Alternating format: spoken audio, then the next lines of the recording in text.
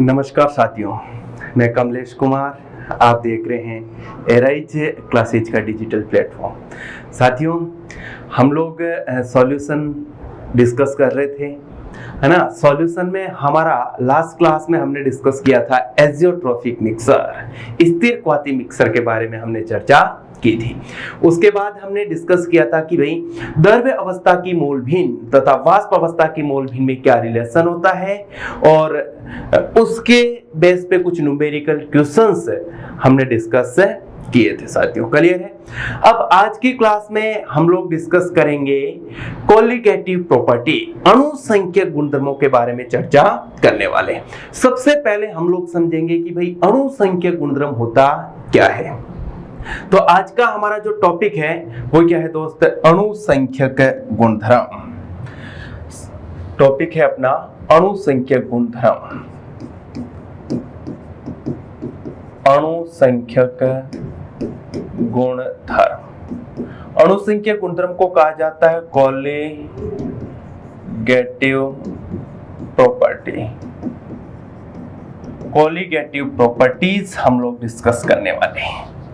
Clear है। चलो भाई, सबसे पहले तो हमें पता होना चाहिए कि अणुसंख्यक गुणधर्म होता है क्या है। ये एक विलयन का गुणधर्म है साथियों। किसका गुणधर्म है? विलयन का।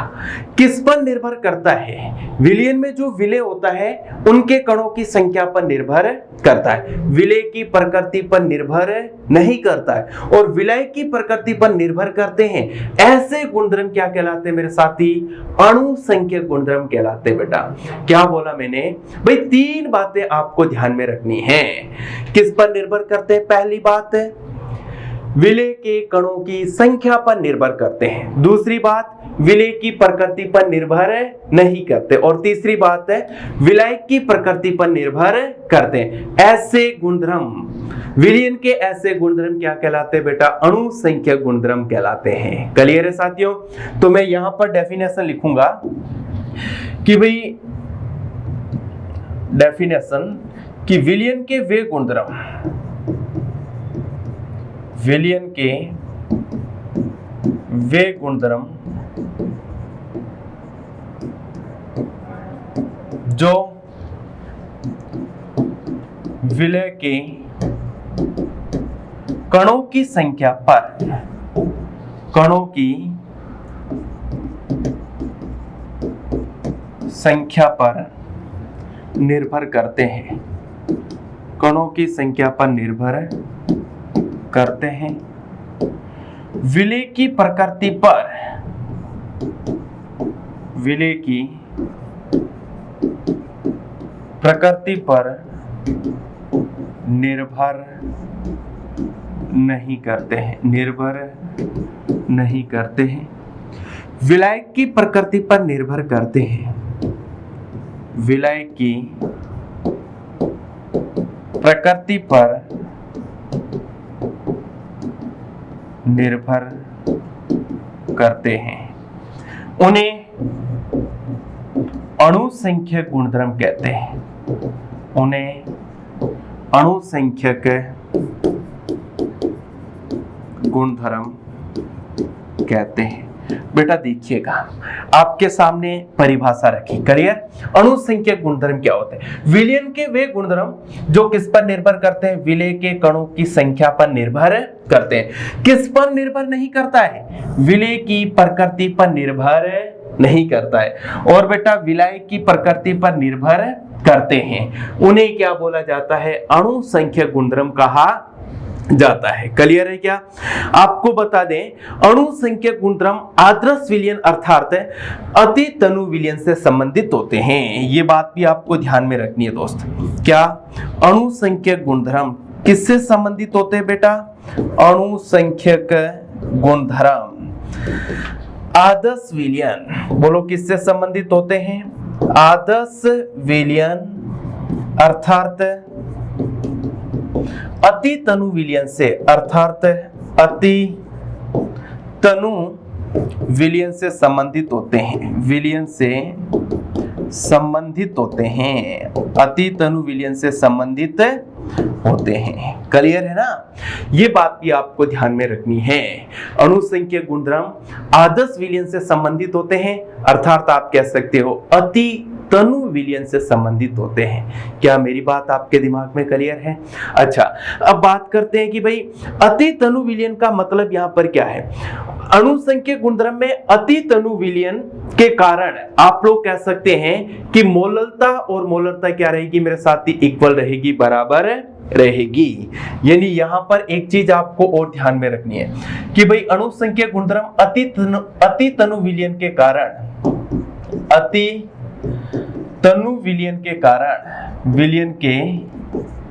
कारण आप लोग क्या कह सकते हैं? Small m equal to capital M होगा। मोललता और मोलरता क्या रहेगी बेटा? बराबर रहेगी। ये बात भी आपको ध्यान में रखनी है। क्लियर है साथियों? चलो अब बात करते हैं बेटा कि भाई अणुसंख्यक गुणधर्म के कितने प्रकार होते हैं। तो आपको पता है, आपको मैं बता दूं कि अणुसंख्यक गुणधर्म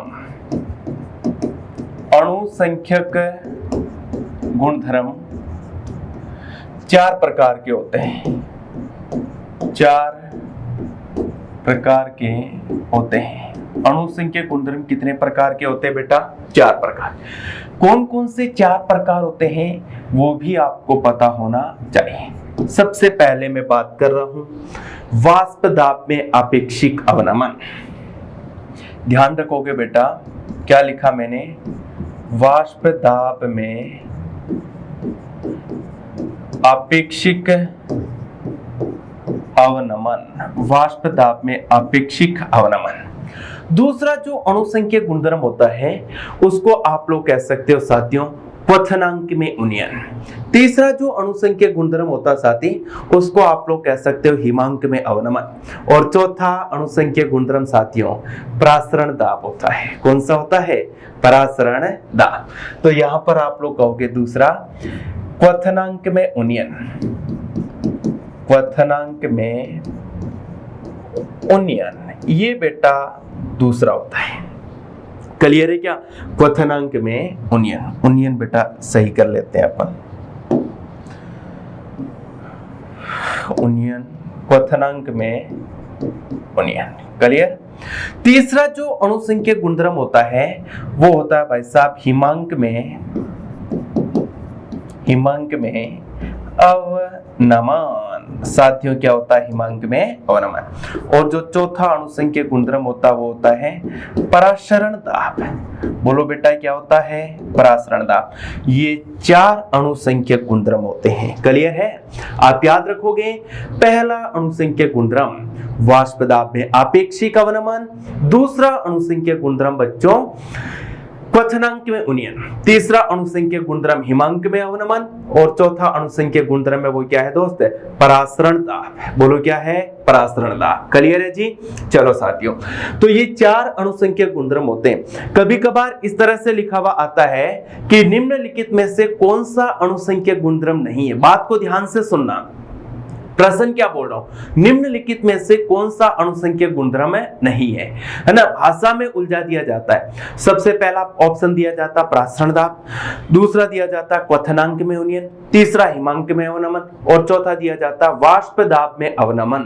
तो साथियों आपको ध्यान में रखना है वाष्प दाब में आपेक्षिक अवनमन अणुसंख्यक गुणधर्म है, लेकिन वाष्प दाब में अवनमन अणुसंख्यक गुणधर्म नहीं है ना? शब्द का पूरा ध्यान रखोगे। वाष्प दाब में आपेक्षिक अवनमन अणुसंख्यक गुणधर्म है, वाष्प दाब में अवनमन अणुसंख्यक गुणधर्म नहीं है साथियों। क्लियर है जी?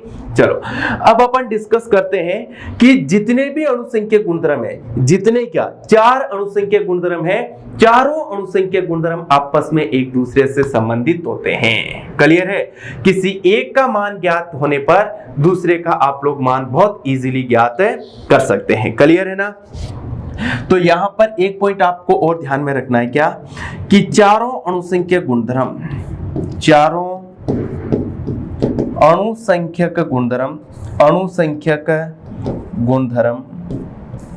आपस में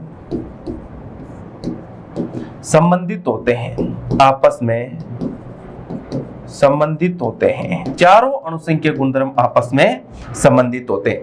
किसी एक का मान ज्ञात होने पर, किसी एक का मान ज्ञात होने पर दूसरे की वैल्यू ज्ञात की जा सकती है, ज्ञात की जा सकती है। क्लियर है दोस्त, ये बात भी आपको ध्यान में रखनी है। अब बात आती है कि भाई अणुसंख्यक गुणधर्म का मुख्य कार्य क्या है, तो आप लोग ध्यान में रखोगे बेटा, अणुसंख्यक गुणधर्म का मुख्य कार्य है, यहां पर मैं लिख रहा हूं बेटा ना, ध्यान से देखें, इंक दिख रहा है क्या बेटा? अणुसंख्यक गुणधर्म का मुख्य कार्य क्या है बेटा? अणुसंख्यक गुणधर्म का विलेय का अणुभार ज्ञात करना, विलेय का अणुभार ज्ञात करना, ये बेटा अणुसंख्यक गुणधर्म का मुख्य कार्य है। कोई आपसे पूछ ले कि भाई अणुसंख्यक गुणधर्म क्यों पढ़ा जाता है, अणुसंख्यक गुणधर्म का मेन फंक्शन क्या है, तो आप क्या जवाब दोगे बेटा? विलेय का अणुभार ज्ञात करना है। क्लियर है? अच्छा, दो और बातें आपको ध्यान में रखनी है, क्या कि भाई अणुसंख्यक गुणधर्म और क्वथनांक का क्रम एक जैसा होता है। एक इंपॉर्टेंट बात, क्या बेटा? अणुसंख्यक गुणधर्म व क्वथनांक का क्रम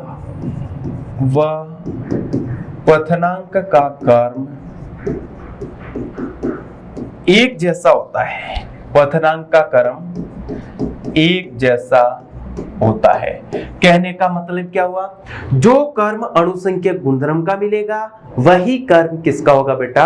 क्वथनांक का होगा। क्लियर है? अच्छा भाई, अणुसंख्यक गुणधर्म और वाष्पदाब का कर्म विपरीत होता है। अणुसंख्यक गुणधर्म व वाष्पदाब का कर्म विपरीत होता है, क्लियर है ना? यानी इसका मतलब क्या हुआ कि भाई अणुसंख्यक गुणधर्म आप ऐसा कह सकते हैं बेटा, क्या कि अणुसंख्यक गुणधर्म समानुपाती क्वथनांक, जो ऑर्डर अणुसंख्यक गुणधर्म का होगा वही क्रम किसका होगा बेटा? क्वथनांक का होगा। और बेटा व्युत्क्रमानुपाती होता है 1/वाष्पदाब, व्युत्क्रमानुपाती होता है बेटा 1/वाष्पदाब। अणुसंख्यक गुणधर्म और वाष्पदाब का क्रम क्या होता है? एक दूसरे का उल्टा होता है। जो क्रम अणुसंख्यक गुणधर्म का आएगा जस्ट उसका उल्टा क्रम किसका मिलेगा मेरे साथियों? वाष्पदाब का मिलेगा। क्लियर है? अच्छा, इसके अलावा अगर हिमांक की बात करें तो अणुसंख्यक गुणधर्म और हिमांक का क्रम भी क्या होता है बेटा? एक दूसरे का उल्टा होता है। जो क्रम वाष्पदाब का है वही क्रम किसका होगा? हिमांक का होगा। और जो क्रम हिमांक का है जस्ट उसका उल्टा क्रम किसका होगा बेटा? तो आप लोग क्या कहोगे? अणुसंख्यक गुणधर्म का होगा। बेटा बॉक्स के अंदर जो मैं बात लिख रहा हूं ये वेरी इंपॉर्टेंट बात है बेटा, यहां से परीक्षा में प्रश्न आते रहते हैं, चाहे बोर्ड की परीक्षा हो चाहे कोई कंपटीशन एग्जाम हो। क्लियर? नीट की परीक्षा में यहां से प्रश्न पूछा जा चुका है, जेईई की परीक्षा में यहां से प्रश्न पूछा जा चुका है ना, और उम्मीद करते हैं आगे भी यहां से प्रश्न पूछे जा सकते हैं। कैसे प्रश्न आते हैं उनके बारे में भी हम चर्चा करने वाले हैं। क्लियर है ना? लेकिन उससे पहले आप अणुसंख्यक गुणधर्म का क्रम कैसे ज्ञात करेंगे ये बात आपको पता होनी चाहिए। तो अणुसंख्यक गुणधर्म का क्रम देखिएगा बेटा, अणुसंख्यक गुणधर्म का कर्म, बेटा अणुसंख्यक गुणधर्म का कर्म कैसे ज्ञात करेंगे? अणुसंख्यक गुणधर्म सीधे समानुपाती होता है नेट मोलरता या नेट मोलरता के, नेट मोलरता या फिर आप लोग कह सकते हो बेटा नेट मोलरता। क्लियर है ना? क्योंकि भाई अणुसंख्यक गुणधर्म के केस में मोलरता और मोलरता क्या होती है बेटा, एक समान होती है ना। तो हमें क्या ज्ञात करना पड़ेगा, पहले नेट मोलरता या फिर नेट मोलरता ज्ञात करनी पड़ेगी।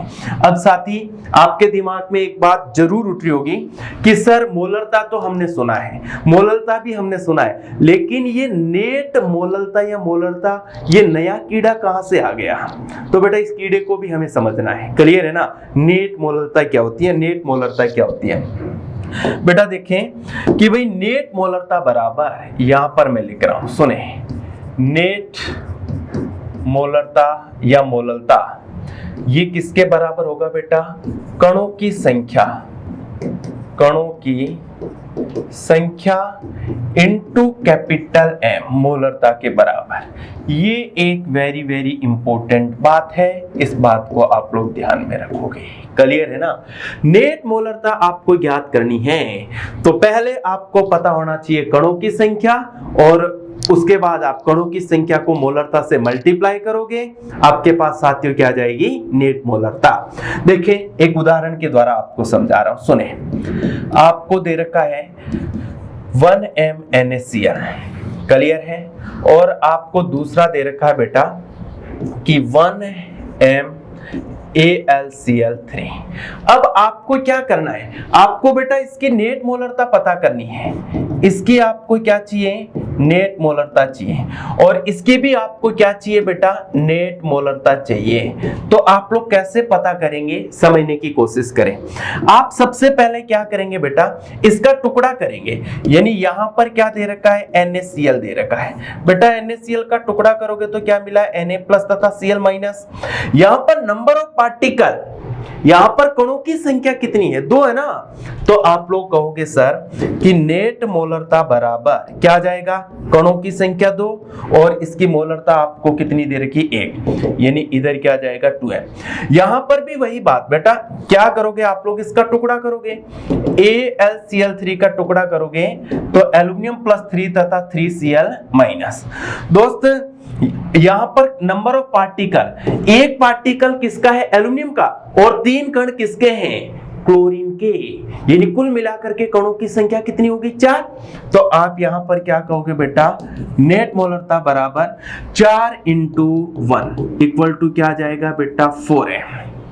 क्या मेरी बात आपको समझ में आई या नहीं आई। तो इस तरह से आप लोग नेट मोलरता ज्ञात है कर सकते हो। जब नेट मोलरता आपको ज्ञात करनी आ गई, इसका मतलब अणुसंख्यक गुणधर्म का क्रम भी आ गया, क्योंकि जिसकी नेट मोलरता सबसे ज्यादा होगी उसका अणुसंख्यक गुणधर्म क्या होगा बेटा, सबसे ज्यादा। मेरी बात आपको समझ में आ गई होगी साथियों, क्लियर है ना। चलो, और अगर अणुसंख्यक गुणधर्म का क्रम आपको ज्ञात करना आ गया तो वास्तव का क्रम भी आ जाएगा, आपको हिमांक का क्रम भी आ जाएगा, आपको क्वथनांक का क्रम भी आ जाएगा। थोड़ी देर पहले बताया था क्वथनांक का क्रम और अणुसंख्यक गुणधर्म का क्रम क्या होता है बेटा, एक जैसा। अच्छा, थोड़ी देर पहले यही बात बताई थी मैंने कि वास्तव और अणुसंख्यक गुणधर्म का क्रम एक दूसरे का विपरीत होता है। अणुसंख्यक गुणधर्म और हिमांक का क्रम भी क्या होता है बेटा, एक दूसरे का विपरीत होता है। ये बात भी मैंने आपको बताई थी, कोई दिक्कत क्या आपको। अच्छा, अब बात आती है कि बेटा अलग अलग विलयन की अगर प्रतिशत मात्रा दे रखी है तो इस प्रतिशत मात्रा को आप लोग क्या मान के चलोगे, W/V। W/V मान के सभी विलयन की मोलरता ज्ञात करोगे पहले, और उसके बाद नेट मोलरता ज्ञात करोगे। क्या बताना चाह रहा हूं, समझने की आप कोशिश करें। देखिएगा, मैं आपको यह बताना चाह रहा हूं क्या, कि अलग अलग विलयन की प्रतिशत मात्रा दे रखी है। यदि अलग अलग विलयन की प्रतिशत मात्रा दे रखी है, अलग अलग विलयन की प्रतिशत मात्रा दे रखी है, तो उसे W/V परसेंटेज मानेंगे तथा मोलरता ज्ञात करेंगे।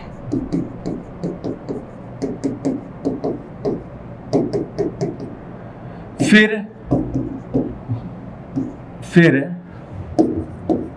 नेट मोलरता ज्ञात की जाएगी। फिर क्या ज्ञात की जाएगी मेरे साथी? नेट मोलरता। क्लियर है? अगर आपको अलग अलग विलयन की प्रतिशत मात्रा दे रखी है तो उसे आप लोग क्या मान के चलोगे बेटा? W/V percentage. क्लियर है? W/V परसेंटेज मान के वहां से आप लोग क्या ज्ञात करोगे? मोलरता, और मोलरता से फिर आप लोग क्या ज्ञात करोगे बेटा? नेट मोलरता। बात क्लियर है? कोई दिक्कत नहीं ना? अच्छा बेटा देखिएगा, एक चीज आपको और ध्यान में रखनी है, यदि अलग अलग सभी विलयनों की प्रतिशत मात्रा समान है तथा कणों की संख्या भी समान हो तो आप लोग अणुसंख्यक गुणधर्म विलय के अणुभार से पता करोगे। बेटा एक चीज और आपको बता रहा हूं, क्या बता रहा हूं, यदि अलग अलग विलयन की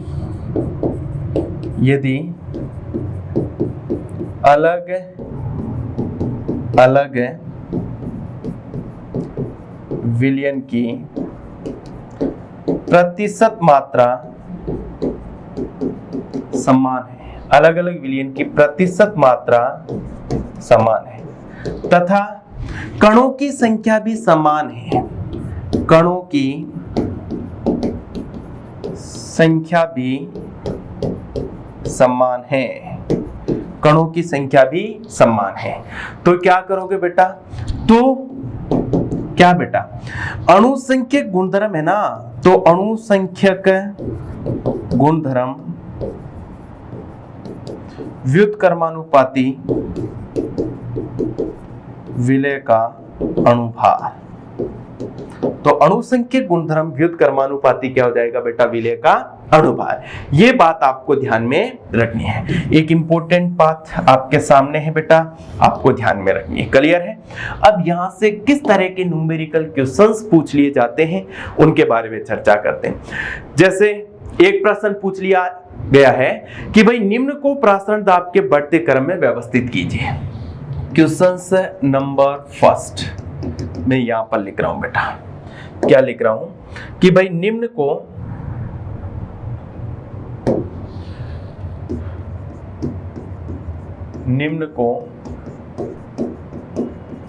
प्रासरण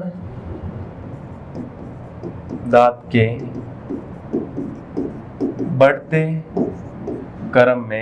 बढ़ते क्रम में व्यवस्थित कीजिए, बढ़ते क्रम में व्यवस्थित कीजिए।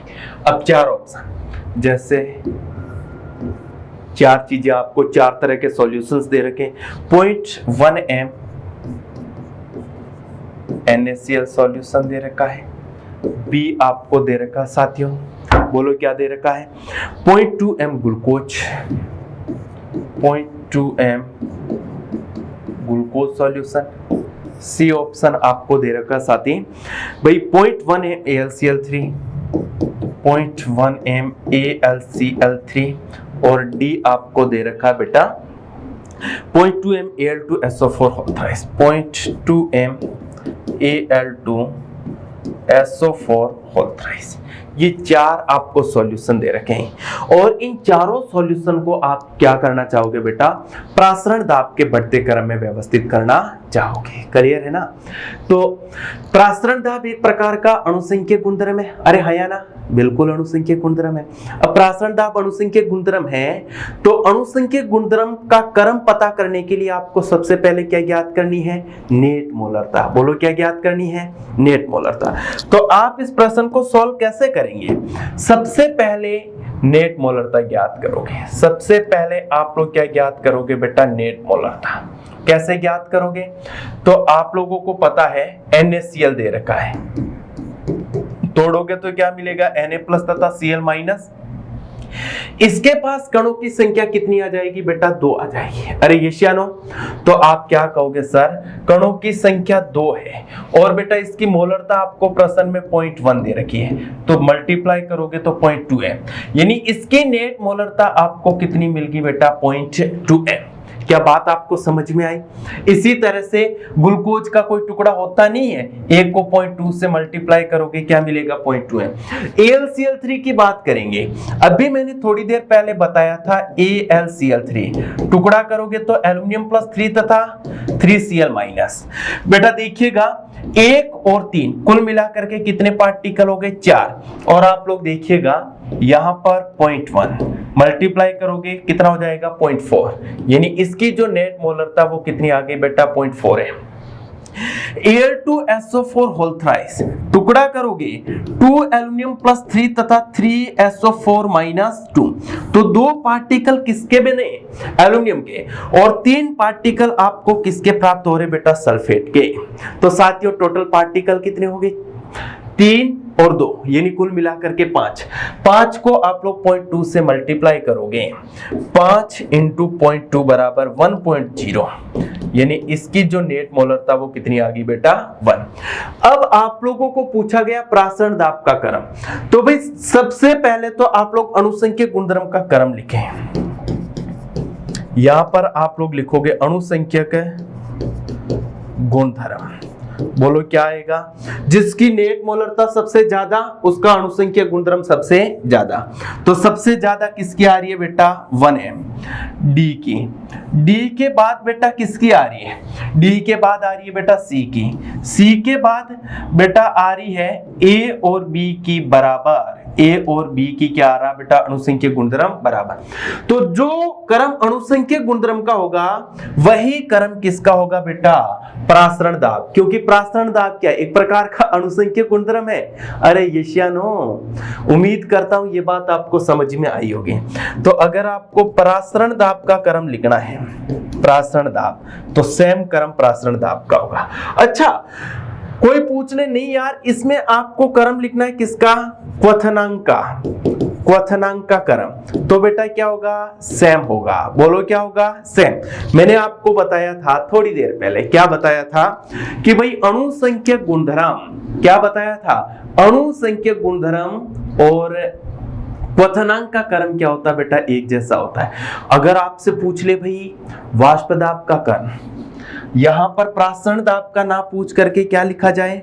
वाष्प दाब का क्रम, वाष्प दाब का क्रम। तो बेटा वाष्प दाब का क्रम क्या होगा? अणुसंख्यक गुणधर्म का विपरीत क्रम किसका होगा मेरे साथी? वाष्प दाब का होगा। अणुसंख्यक गुणधर्म ए और बी का क्या है बेटा? बराबर है। उसके बाद बेटा सी, और सबसे कम किसका होगा मेरे साथी? डी का होगा। उम्मीद करता हूं ये बात आपको समझ में आई होगी।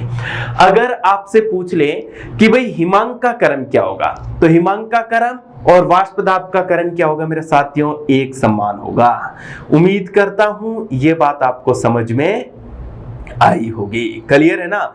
तो इस तरह से आपको अणुसंख्यक गुणधर्म का क्रम ज्ञात है करना पड़ सकता है। क्लियर है? ऐसे एक दो प्रश्न और करते हैं अपन। देखिएगा अगला क्वेश्चन, देखते हैं अपन अगला क्वेश्चन। अगला क्वेश्चन दे रखा है साथी कि निम्न को वाष्प दाब के बढ़ते क्रम में व्यवस्थित कीजिए। प्रश्न में लिख रहा हूं, प्रश्न में लिख रहा हूं निम्न को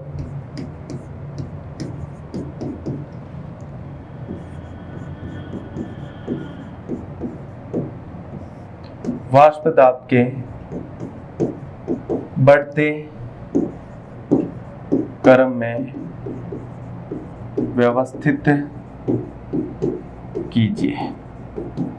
निम्न को वाष्प दाब के बढ़ते क्रम में व्यवस्थित कीजिए। बेटा किसको करना है? 0.8 m सुक्रोज का सॉल्यूशन।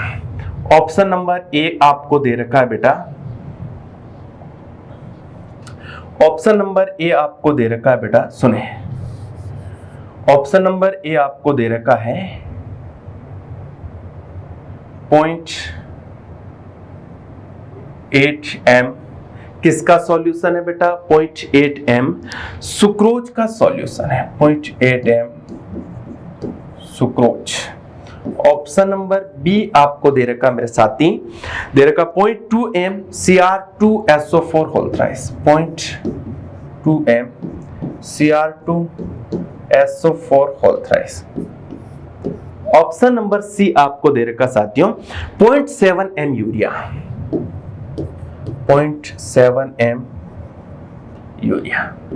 ऑप्शन नंबर डी दे रखा मेरे साथियों 0.2 m KNO3, 0.2 m KNO3। बेटा देखिएगा ये चार ऑप्शन आपके सामने। आपसे प्रश्न में क्या पूछा गया है, प्रश्न वाले भैया ने आपसे पूछा है कि भाई इन्हें वाष्प दाब के बढ़ते क्रम में व्यवस्थित करना है। क्लियर है? अच्छा, वाष्प दाब का क्रम और अणुसंख्यक गुणधर्म का क्रम बोलो एक जैसा या अलग अलग? अलग अलग। क्लियर है ना? अणुसंख्यक गुणधर्म का जस्ट उल्टा क्रम किसका होता है मेरे दोस्त? वाष्प दाब का होता है। बात समझ में आई क्या? तो आप सबसे पहले क्या करोगे, अणुसंख्यक गुणधर्म का क्रम पता करोगे। कैसे करोगे? नेट मोलरता ज्ञात करोगे, फिर आप किसका क्रम, नेट मोलरता के बाद अणुसंख्यक गुणधर्म का क्रम आ जाएगा और उसका जस्ट उल्टा क्रम लिखोगे तो वो क्रम किसका मिलेगा मेरे साथियों? वाष्प दाब का मिलेगा। आइए मिल करके करते हैं अपन, है ना। यहां पर दे रखा है, सबसे पहले आप लोग क्या लिखोगे बेटा, क्या ज्ञात करोगे यहां पर? नेट मोलरता। ठीक है बेटा। सुक्रोज दे रखा है साथियों, सुक्रोज का टुकड़ा होगा क्या? सुक्रोज का टुकड़ा नहीं होता है। क्लियर है ना? सुक्रोज अपने आप में एक ही पार्टिकल है, अरे येशियानो एक ही अणु है ना, तो इसका टुकड़ा नहीं होगा। इसके पास कणों की संख्या कितनी होगी बेटा? एक को 0.8 m से मल्टीप्लाई करोगे कितना आएगा? 0.8 m आ जाएगा। ठीक है बेटा। यहां पर दे रखा Cr2SO4 whole thrice, Cr2SO4 whole thrice. मेरे दोस्त टुकड़ा करोगे 2Cr+3 तथा इधर क्या आ जाएगा? 3SO4-2। तो साथियों क्रोमियम के पार्टिकल कितने हैं? 2 और सल्फेट के पार्टिकल कितने? 3। टोटल मिलाओगे, टोटल पार्टिकल इक्वल टू कितना हो जाएगा मेरे साथी? 5। तो यहां पर 5 को 0.2 m से मल्टीप्लाई करोगे तो 1.0, यानी आप लोग कह सकते हो कितना आ जाएगी बेटा नेट मोलरता? 1। यूरिया बेटा, यूरिया का टुकड़ा होगा क्या? नहीं होगा। यूरिया अपने आप में संपूर्ण पार्टिकल है, तो यूरिया के पास कणों की संख्या कितनी होगी मेरे साथी? 1। और 1 को 0.7 से मल्टीप्लाई करोगे तो क्या आएगा बेटा? 0.7 m आएगा। KNO3 टुकड़ा करो बेटा, K प्लस तथा NO3 माइनस। यहां पर पार्टिकल कितने? 2 को 2 से मल्टीप्लाई करोगे, 2 इंटू 0.2 बराबर क्या जाएगा बेटा? 0.4 m। यानी इसका जो नेट मोलरता वो कितनी आ गई बेटा? 0.4 m आ गई। क्या ये बात आपको समझ में आई? क्लियर है? अब बेटा देखिएगा आपको क्या करना है, सबसे पहले तो अणुसंख्यक गुणधर्म का पता करना। अणुसंख्यक गुणधर्म बोलो सबसे ज्यादा अणुसंख्यक गुणधर्म किसका होगा? जिसकी नेट मोलरता सबसे ज्यादा है उसका अणुसंख्यक गुणधर्म क्या होगा बेटा? सबसे ज्यादा। नेट मोलरता सबसे ज्यादा किसकी है? बी की। तो अणुसंख्यक गुणधर्म भी मेरे लाडलो किसका ज्यादा होगा? बी का। उसके बाद किसकी बारी आएगी बेटा? ए की। बिल्कुल, ए के बाद आप लोग देख पा रहे हो किसकी बारी आ रही है? सी की। और सी के बाद आप लोग किसकी बारी आ रही है बेटा? आप क्या कहोगे? डी की। अरे येशियानो, तो ये अणुसंख्यक गुणधर्म का क्रम हो गया। लेकिन साथियों आपको प्रश्न वाले ने अणुसंख्यक गुणधर्म का क्रम पूछा है या फिर वाष्प दाब का? वाष्प दाब का पूछा है ना। तो मैंने बताया था कि अणुसंख्यक गुणधर्म का क्रम और वाष्प दाब का क्रम एक जैसा होता है या विपरीत होता है? विपरीत होता है ना। तो यहां पर मैं क्या लिखूंगा मेरे साथी? वाष्प दाब। बोलो वाष्प दाब का क्रम क्या होगा? सबसे ज्यादा वाष्प दाब किसका होगा? डी का। डी के बाद बेटा किसकी बारी? सी की। सी के बाद बेटा किसकी बारी? ए की। और ए के बाद बेटा किसकी बारी? बी की। बी का अणुसंख्यक गुणधर्म सबसे ज्यादा है, इसलिए बी का वाष्प दाब क्या होगा बेटा? सबसे कम। उम्मीद करता हूं ये बात भी आपको समझ में आई होगी। क्लियर है? एक प्रश्न अपन और करते हैं, ठीक है ना। आप इसका स्क्रीनशॉट ले सकते हैं। एक क्वेश्चन अपन और लेते हैं बेटा, और वो इस तरह का क्वेश्चन है भाई, आपको क्या दे रखा है? हिमांक में अवनमन, आपको हिमांक में अवनमन का बढ़ता क्रम बताना है। सुने क्वेश्चंस में यहां पर लिख रहा हूं बेटा। क्वेश्चंस में यहां पर लिख रहा हूं। चलो क्वेश्चंस क्या है, निम्न को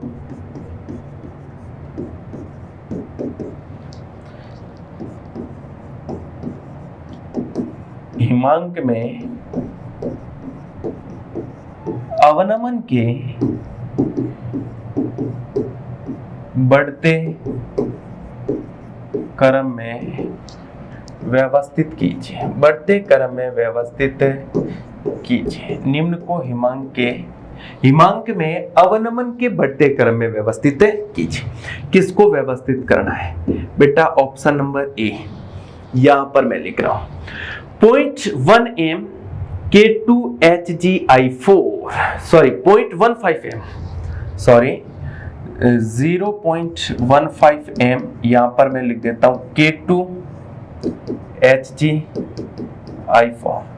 बेटा एक चीज आपसे पूछ रहा हूं, इस कंपाउंड का नाम क्या होता है? एक कॉमन नेम है, एक रिएजेंट है ये, इस रिएजेंट का नाम क्या होता है? कोई बताएगा?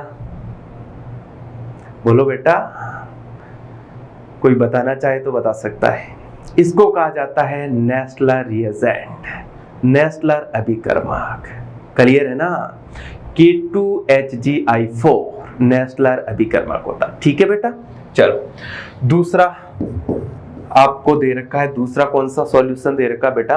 0.1 m K4FeCN6 potassium ferrocyanide. C option दे रखा है आपको साथियों।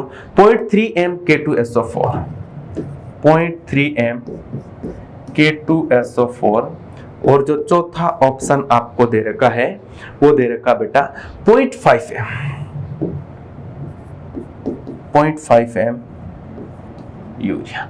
बेटा ये चार कंपाउंड आपको दे रखे, चार तरह के सॉल्यूशंस आपको दे रखे, और इन सॉल्यूशन को आप क्या करोगे बताओ? हिमांक में अवनमन के बढ़ते क्रम में व्यवस्थित करोगे। अरे हिमांक में अवनमन का है? हिमांक में अवनमन का मतलब तो किसकी बात की है बेटा? इसने बात अणुसंख्यक गुणधर्म की है। हिमांक में अवनमन का मतलब बेटा जी क्या होता है? अणुसंख्यक गुणधर्म है। हिमांक में अवनमन क्या है बेटा? अणुसंख्यक गुणधर्म है। अरे ये श्यानो, तो जो क्रम अणुसंख्यक गुणधर्म है वही तो क्रम किसका मिलेगा आपको? हिमांक में अवनमन का मिलेगा। चलो बेटा, आप इसके लिए सबसे पहले क्या ज्ञात करोगे?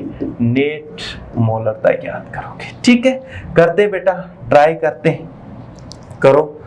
तो पहले तो आप क्या करोगे? आपको दे रखा है K2HgI4, इसके टुकड़े करोगे तो क्या मिलेगा? 2K प्लस, तथा इधर क्या मिलेगा?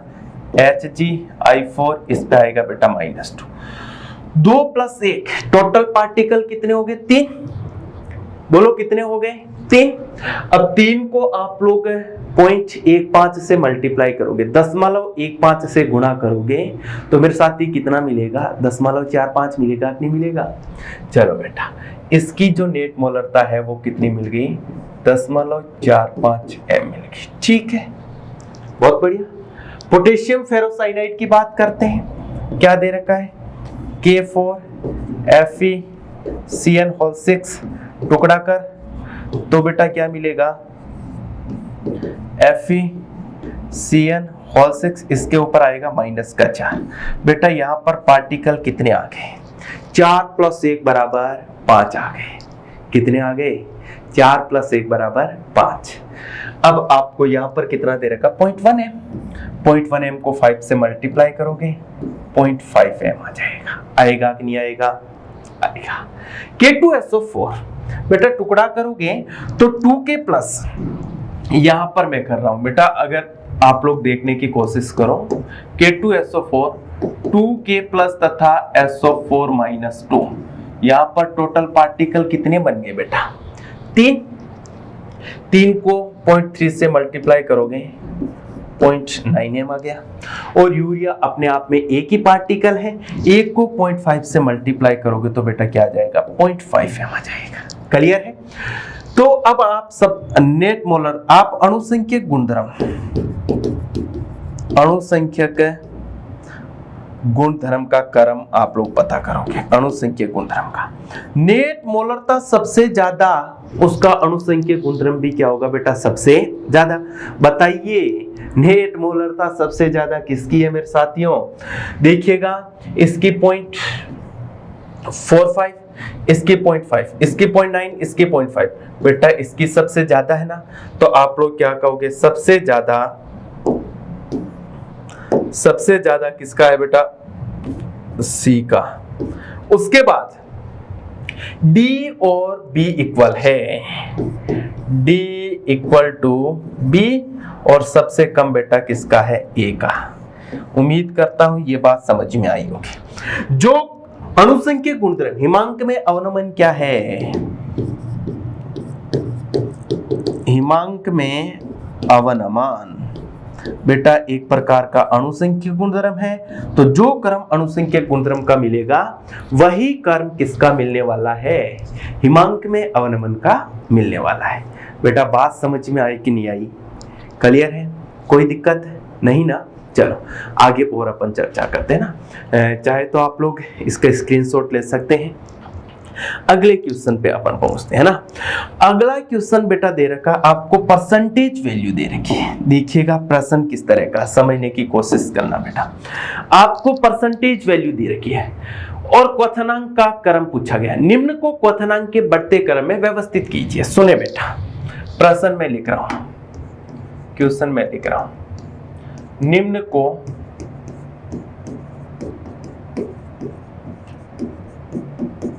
क्वथनांक के बढ़ते क्रम में व्यवस्थित कीजिए। बढ़ते क्रम में व्यवस्थित कीजिए। निम्न को क्वथनांक के बढ़ते क्रम में व्यवस्थित कीजिए। किसको बेटा? ऑप्शन नंबर पहला सॉल्यूशन में दे रखा हूं 18% ग्लूकोज, 18% ग्लूकोज सॉल्यूशन है। दूसरा ऑप्शन दे रखा कि भाई 6% यूरिया, 6% यूरिया है।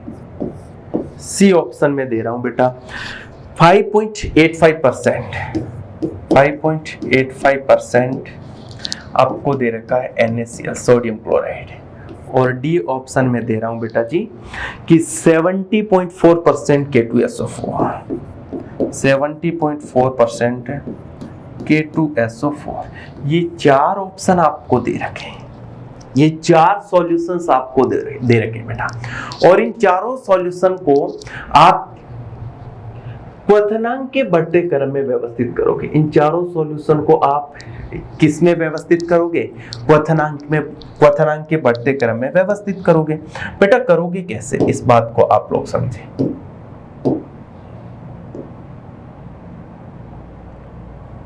चलो ये अच्छा है। चलो सुने कैसे करेंगे भाई। आपको मैंने एक बात बताई थी, अगर आपको प्रतिशत मात्रा दे रखी है, परसेंटेज वैल्यू दे रखी है, तो उसे क्या मान के चलोगे? बोलो W/V। और W/V परसेंटेज मान के आप लोग क्या ज्ञात करोगे? मोलरता। फिर आप लोग क्या ज्ञात करोगे? नेट मोलरता। तो यहां पर पहला ऑप्शन आपको दे रखा है 18% ग्लूकोज। 18% ग्लूकोज का मतलब क्या हुआ? यही तो हुआ ना बेटा कि भाई 18 ग्राम ग्लूकोज उपस्थित है 100 ml विलियन में। मैंने यही तो बताया ना, प्रतिशत मात्रा मतलब आप क्या मानोगे उससे? W/V percentage. और W/V परसेंटेज 18% को W/V में व्यक्त कैसे करेंगे कि भाई 18 ग्राम ग्लूकोज उपस्थित है कितने ml विलियन में? 100 ml विलियन में। तो वॉल्यूम क्या आ गया बेटा? 100 ml आ गया। और विलेय का भार क्या हो गया बेटा जी? 18 ग्राम हो गया। तो यहां पर सबसे पहले आप क्या ज्ञात करोगे बेटा? आप ज्ञात करोगे इसकी मोलरता पता करोगे, इसकी मोलरता। विलेय का भार क्या मानोगे? 18। ग्लूकोज का मोलिकुलर वेट होता है 180 इंटू 1000/100 ml। सॉल्व करोगे, 2 0 से 2 0 मरा, 0 से 0 मरा, यानी आप क्या कहोगे बेटा? कितना आ गया? 1 m आ गया। अरे यशिया नो, बात समझ में आई कि नहीं आई? आ गई ना? सुने, अगली बात दे रखी 6% यूरिया, वही प्रतिशत मात्रा दे रखी है। जब प्रतिशत वैल्यू दे रखी है, इसका मतलब आप इसको क्या मानोगे? W/V percentage. 6% यूरिया का मतलब क्या हुआ?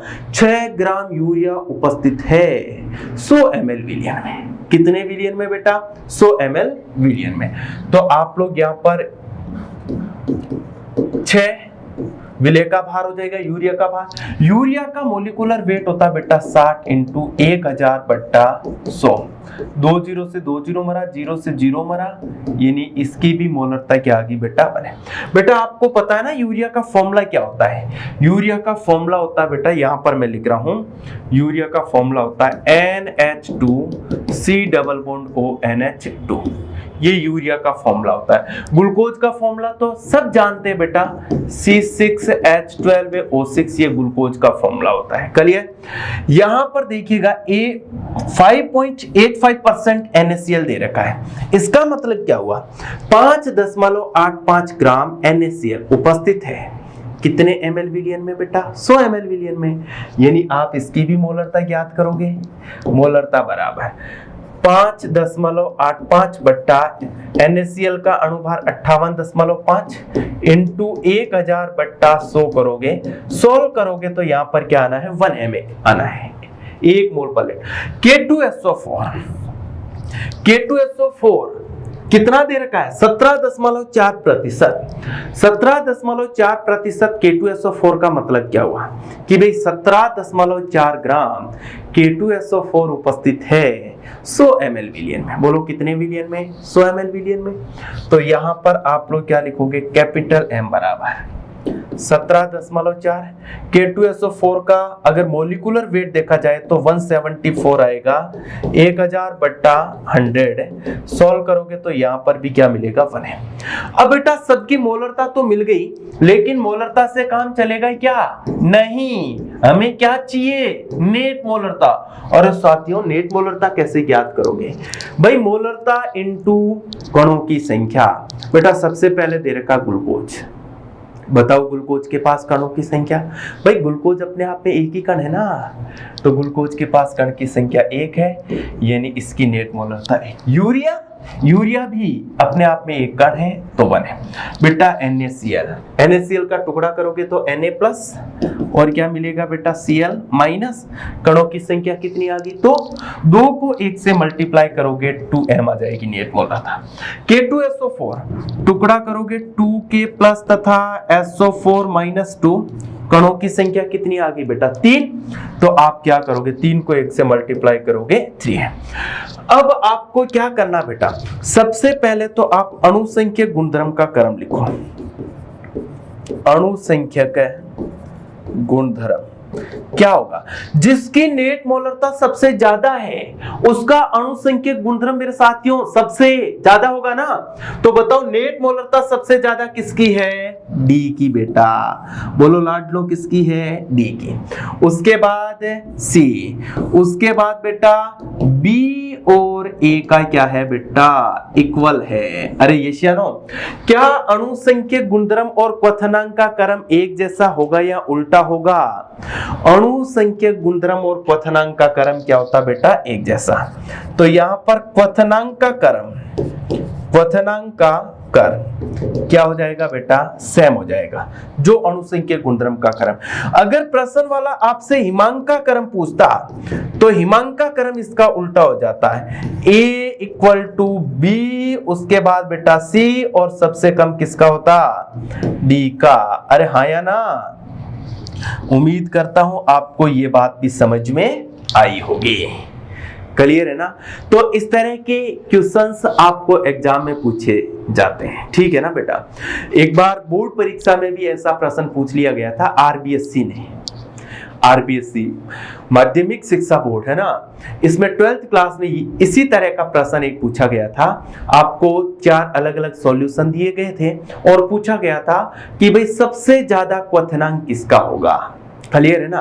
तो आपको क्या करना था, चारों की सबसे पहले नेट मोलरता ज्ञात करनी थी, और जिसकी नेट मोलरता सबसे ज्यादा आ रही थी उसका अणुसंख्यिकीय गुणधर्म भी सबसे ज्यादा आ रहा था, और जिसका अणुसंख्यिकीय गुणधर्म सबसे ज्यादा आ रहा था उसका क्वथनांक भी क्या होगा बेटा, सबसे ज्यादा। उम्मीद करता हूं जो मैं पढ़ा रहा हूं आपको समझ में आ रहा होगा बेटा। क्लियर है ना, कोई दिक्कत आपको नहीं ना। चलो बेटा, अच्छा इसी पे एक न्यूमेरिकल आपको मैं और करवा देता हूं ताकि आपको अच्छा फील होगा, है ना। सुने बेटा, क्वेश्चंस इस तरह से दिया जा सकता है कि निम्न के हिमांक का क्रम लिखिए। निम्न के हिमांक का क्रम लिखिए। निम्न के हिमांक का क्रम लिखिए। बेटा किस किस का निम्न, क्या पहला है 5.85 ग्राम पर लीटर NaCl, 5.85 ग्राम पर लीटर NaCl, ठीक बात है बेटा। दूसरा दे रखा है, क्या दे रखा मेरे साथी, दूसरा दे रखा 18 ग्राम पर लीटर ग्लूकोज, 18 ग्राम पर लीटर ग्लूकोज, ठीक है बेटा, दिया तो लिखेंगे सी। तीसरा दे रखा है बेटा 11.1 ग्राम पर लीटर CaCl2, 11.1 ग्राम पर लीटर CaCl2, चलो ठीक है। चौथा दे रखा है बेटा आपको 5.6 ग्राम पर लीटर CaO, 5.6 ग्राम पर लीटर CaO, कैल्शियम ऑक्साइड। ये क्वेश्चन दे रखा है बेटा, देखिएगा बहुत अच्छा प्रश्न दिया है ना। यहां पर आपको ग्राम पर लीटर में सांद्रता दे रखी, मतलब आपको मोलरता तो नहीं दे रखी है ना। तो सबसे पहले आप क्या करोगे, इसकी मोलरता ज्ञात करोगे। बोलो बेटा क्या करोगे, इसकी मोलरता ज्ञात है करोगे। कैसे करोगे सुने भाई, ग्राम पर लीटर में सांद्रता दे रखी है ना, तो आप क्या करोगे साथियों, पता है आप मोलिकुलर वेट का भाग दे दोगे, अणु भार का भाग दोगे तो मोलरता आ जाएगी। बेटा इसकी मोलरता क्या आ जाएगी, 5.85 बट्टा 58.5, सॉल्व किया 1/10 यानी 0.1 m आ गया। इसकी मोलरता क्या आएगी, 18 ग्राम पर लीटर बट्टा 180, सॉल्व किया तो आप लोग क्या कहोगे, क्या मिलेगी, 0.1 m मिलेगी। इसकी मोलरता बेटा कितना दे रखा है, 11.1, और CaCl2 का मोलिकुलर वेट 111 होता है, सॉल्व किया तो 0.1 m। इसकी मोलरता कैपिटल M बराबर 5.6, कैल्शियम ऑक्साइड का कितना होता मोलिकुलर वेट 56, सॉल्व करोगे तो बेटा क्या आ जाएगा, 0.1 m आ जाएगा। बोलो यस या नो, बात समझ में आई ना।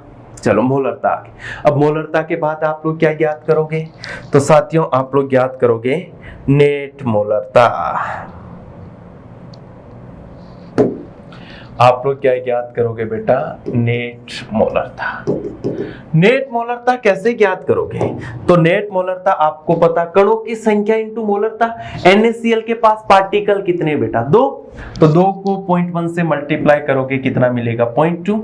अच्छा इसके बाद देखिएगा ग्लूकोज एक ही है ना, तो बेटा 0.1 को 1 से मल्टीप्लाई करोगे 0.1। CaCl2 कैल्शियम ऑक्साइड का अगर टुकड़ा करोगे Ca+2 तथा 2Cl-, बोलो बेटा कितने पार्टिकल हो गए, 3 को 0.1 से मल्टीप्लाई करोगे तो 0.3, और बेटा CaO टुकड़ा करोगे Ca+2 तथा O-2, 2 को 0.1 से मल्टीप्लाई करोगे तो क्या आ जाएगा, 0.2 m।